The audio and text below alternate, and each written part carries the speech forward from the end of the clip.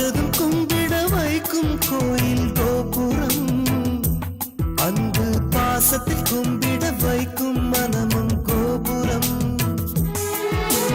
உயர்ந்து நிற்கணும் அன்பால், உலகம் வணங்கணும் பண்பால்.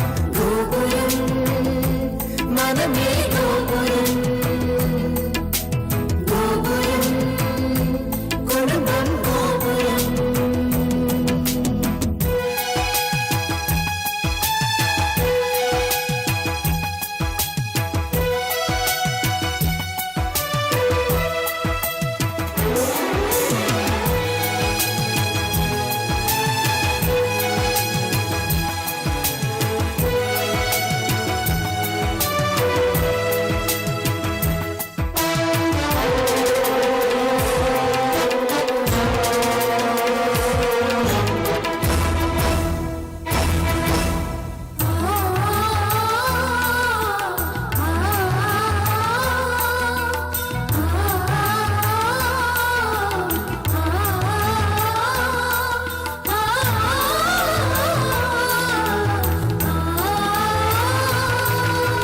ஒருவரை ஒருவர் உணர்ந்து உள்ளங்கள் அன்பிலே இணைந்து, வேதங்கள் என்பதை மறந்து பொறுமையில் இமயம் அடைந்து, பாசத்தின் பலங்களை அறிந்து பண்பெனும் பாதையில் நடந்து, கண்ணென உறவினில் மகிழ்ந்து தூணென குடும்பத்தை சுமந்து, கோயிலை போலே குடும்பமும் அமைந்தால் சொர்க்கம் நிஜமாகும்.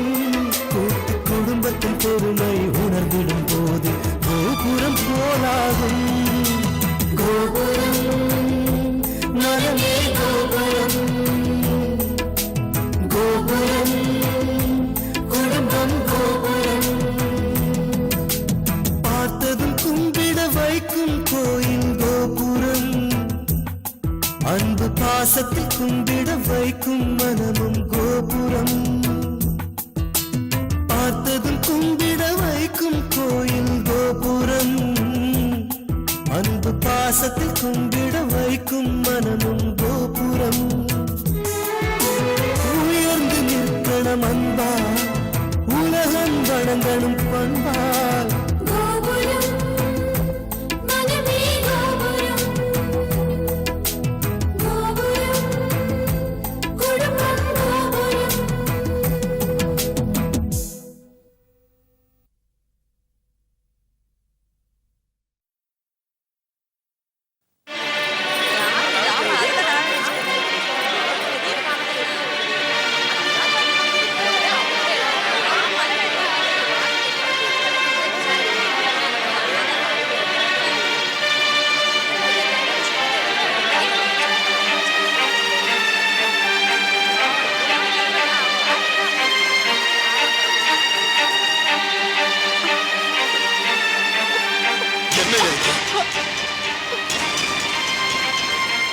என்ன இப்படி பேசாம வேடிக்கை பார்த்துட்டு நிக்கிறீங்க?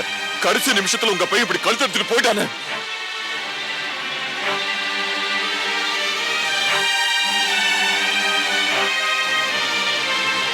உங்க அண்ணனுக்கு ஏர்போர்ட் கார் அனுப்பலன்னு அவ்வளவு எகிறீங்களே, இப்போ உங்க புள்ள எங்க எல்லாரையும் அவமானப்படுத்திட்டு போயிட்டானே.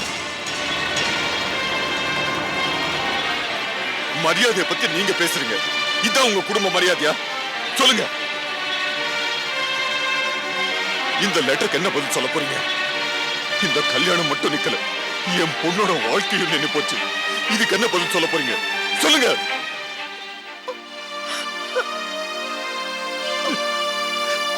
என்ன தனக்குனிய வச்சுட்டு போயிட்டேன். நான் இப்ப என்ன பேசுறது? வாய் திறக்க முடியாதபடி செஞ்சுட்டு போயிட்டாரு.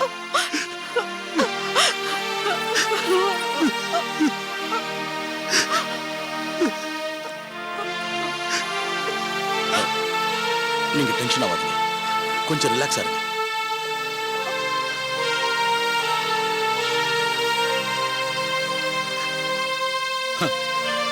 சார், இது பாலாஜியோட லெட்டர் பேர்ல எழுதிருக்கு.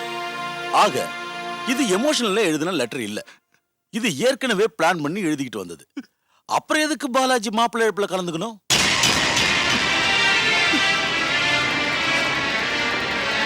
தாலி கட்டுற நேரத்தில் ஓடி போன யாருக்கு தான் கோவம் வராது?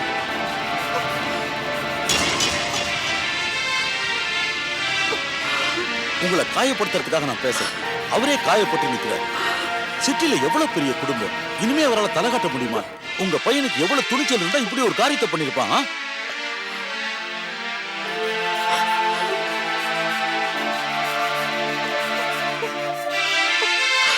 என்னமா அது?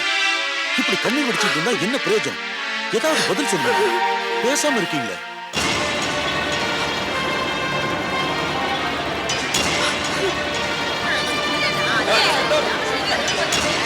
என்ன சொல்றீங்க? உங்க எல்லாருக்கும் கல்யாணம் நின்னு போயிடுச்சுங்கிற ஒரு கவலை. கல்யாணம் நின்னு போனதும் இல்லாம இங்க எங்க பையனையும் காணோம். தேட வேண்டாம் வேற எழுதி வச்சுட்டு போயிருக்கான். எங்க போனா, ஏன் போனா, எதுக்காக இப்படி எல்லாம் செஞ்சான்னு புரியல.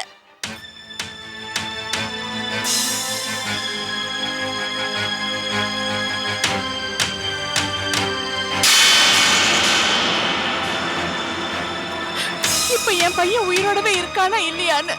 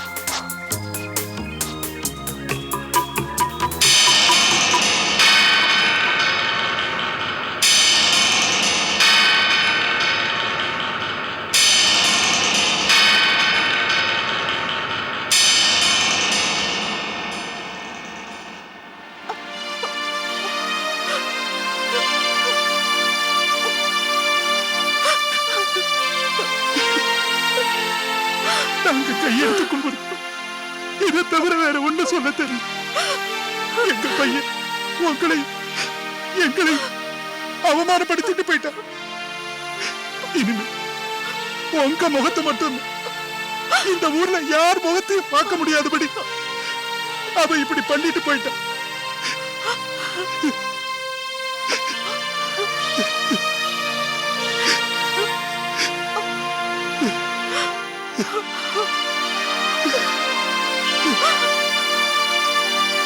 அவனை பிள்ளையா பெற்றத பாவமா நினைக்கிறேன். அதுக்கு என்ன தண்டனை கொடுத்தாலும் சரி, இதுக்கு மேல ஒண்ணு சொல்ல தெரியும்.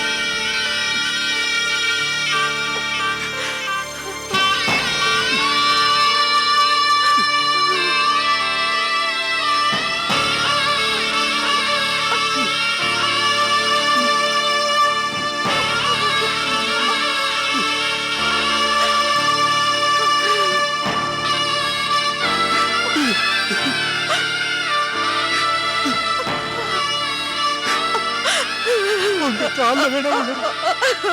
இதுக்கு மேல எனக்கு ஒண்ணு தோணல.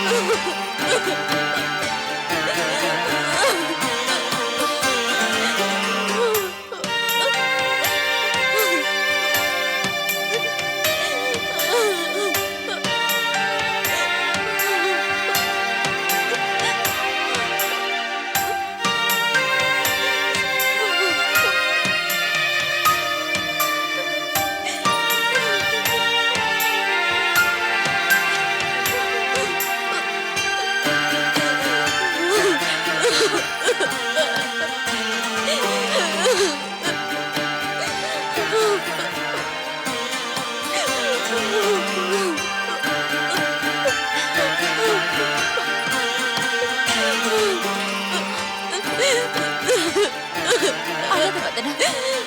என்ன நடப்படியே நடக்கும்.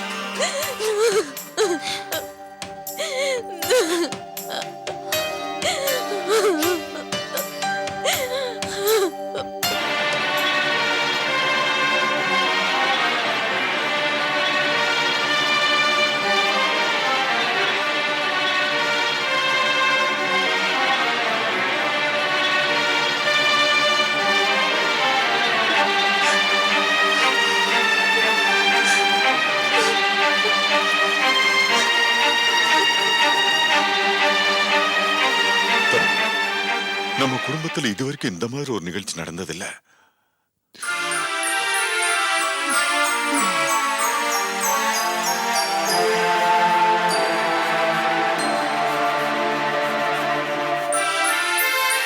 வந்தனா கல்யாணத்தை எவ்வளவு விமர்சையா நடத்தி பார்க்கணும்னு ஆசைப்பட்டேன். பழைய சொந்தம் புது சொந்தம்னு எல்லாரும் ஒண்ணு கூடி சந்தோஷமா இருக்கிற இந்த நேரத்துல இப்படி நடந்து போச்சு. நம்ம குடும்பத்துக்கு ஏன் இப்படி?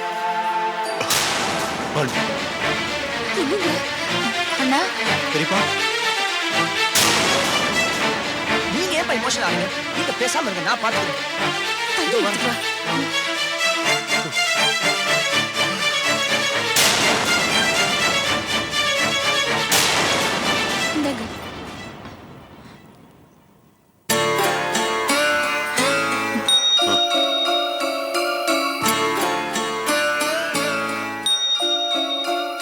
ஆளாளுக்கு இப்படி மனசு ஒடிச்சு போறதுல எந்த லாபமும் இல்ல. அடுத்து என்ன பண்ணலாம்னு யோசிங்க.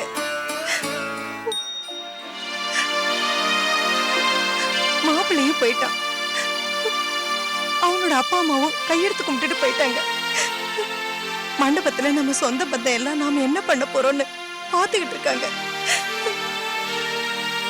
அவங்களுக்கு எல்லாம் நம்ம என்ன பதில் சொல்றது?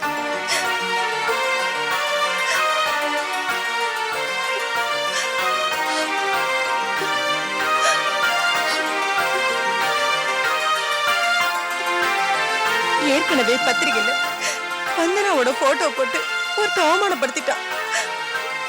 அதுக்கு என்ன ஏதுன்னு பதில் சொல்றதுக்கு ஒரு வாரம் ஆச்சு. நடந்தது நடந்து போச்சு. அத பத்தி பேசி நேரத்தை வீணாக்கிறத விட அடுத்து என்ன பண்ணலாம்னு யோசிங்க. நீ சொல்றதாமா சரி.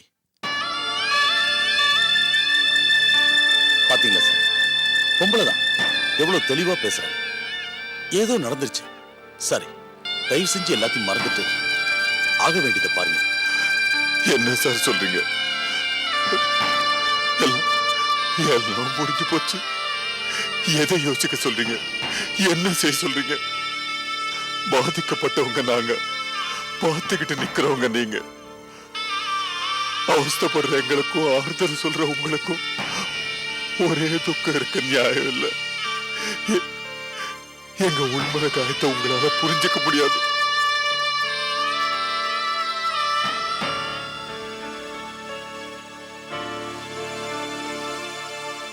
என்ன ஜெயந்தன், கோவத்துல என்ன வேணா பேசுறதா? நீங்க வேற நான் வேறயா?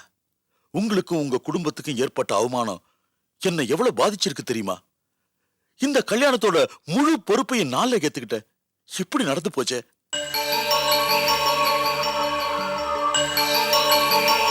முகூர்த்தத்துக்கு இன்னும் 1/2 மணி நேரம் தான் இருக்கு.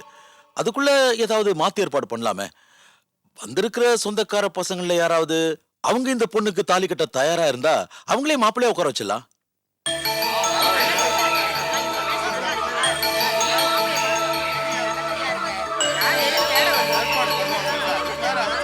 சார், அது இல்லை சார். அதெல்லாம் சரிப்பட்டு வராது. வேண்டாம். யாரு என்னன்னு பார்க்காம திடீர்னு அப்படியெல்லாம் வேண்டாம் சார். அப்படின்னா நான் ஒரு யோசனை சொல்றேன். கொஞ்சம் இருங்க. ஒரு நிமிஷம். வந்துடுறேன்.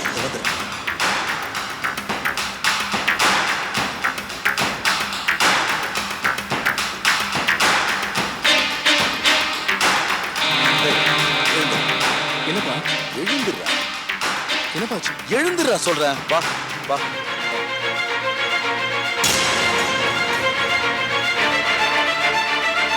என்னப்பா? பேசாம வா. எங்க கூட்டு போறீங்க? வாடா சொல்றேன்.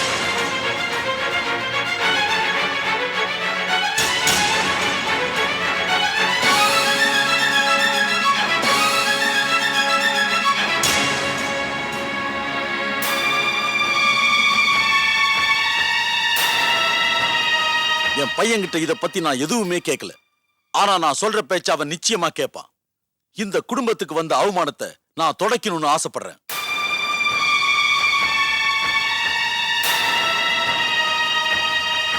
உங்களுக்கு சம்மதம்னா என் பையன் வந்தனா கழுத்துல தாலி கட்டுவான்.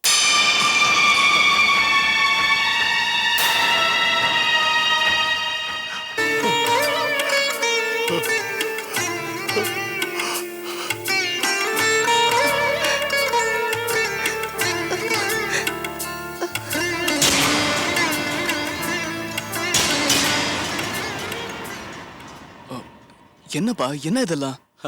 ஆனந்த், இதுவரைக்கும் நீ கேட்டு நான் எதையும் இல்லைன்னு சொன்னதில்லை. ஆனா இப்போ உனக்கு என்ன தேவைன்னு எனக்கு நல்லாவே தெரியும்.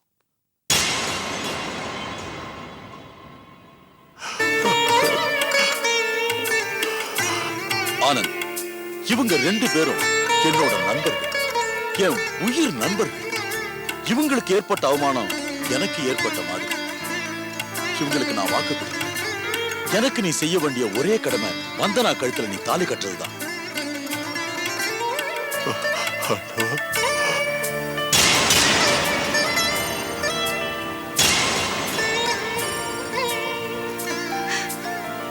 அண்ணன் அண்ணன்னு வாய்க்கு வாய் சொன்ன மாதிரி நீங்க உண்மையிலேயே அண்ணனா நடந்துக்கிட்டீங்க. இந்த இக்கட்டான நேரத்துல நீங்க எங்களுக்கு உதவுறது ரொம்ப சந்தோஷமா இருக்குல்ல. உங்க மனசு ரொம்ப பெருசுல்ல.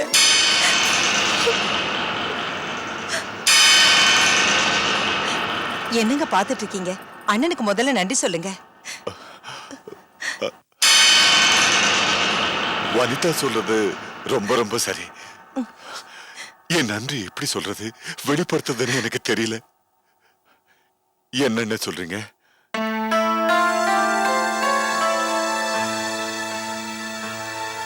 சார், நடக்கட்டும். அப்புறம் என்ன ஐரே, மந்திரத்தை சொல்லுங்க. வாத்திய கோஷ்டி உமக்கு என்ன தனியா சொல்லணுமா? வாசிங்க ஐயா.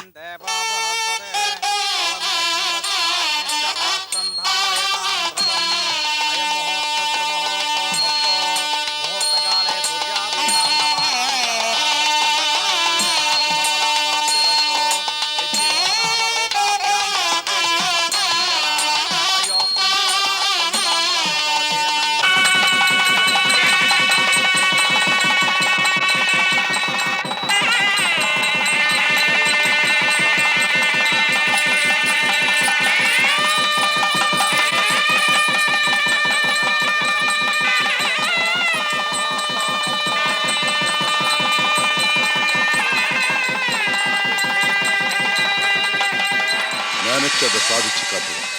அதாண்டா இந்த ஜேபி.